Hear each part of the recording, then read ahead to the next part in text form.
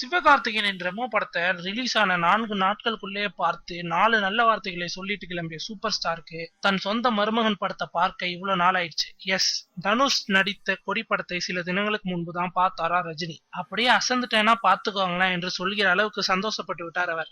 மகளை கட்டி கொடுத்ததோடு குடும்ப கடமையை முடித்துக் கொண்ட ரஜினி தொழில் ரீதியாக தனுஷ்க்கு அட்வைஸ் பண்ணியதே இல்ல. அவருக்கு தெரியாதா ஓலப்பாயை நறுக்கி ஒஸ்தி மெத்தையாகிற அளவுக்கு மருமகன் திறமைசாலி என்பது. அதனால்தான் அவரது தொழில் சுதந்திரத்துல ஒருபோதும் மூக்கை நுழைக்க விரும்பியதில்லை அவர். இந்த கொடியை அவரையும் மீறி பேச வச்சு விட்டதாம். படத்தை பார்த்து ஜோரோடு தனுஷை அழைத்த ரஜினி, இது மாதிரி டைரக்டர்களோட தான் நீங்க தொடர்ந்து டிராவல் பண்ணணும், உடனே நீங்க அவருக்கு இன்னொரு படத்திற்கான அட்வான்ஸ் கொடுக்கணும் என்று கேட்டுக்கொள்ள தலையே சொல்லிடுச்சு. அப்புறம் என்ன என்கிற சந்தோஷத்தில் தலைகால் புரியவில்லையாம் தனுஷ்க்கு.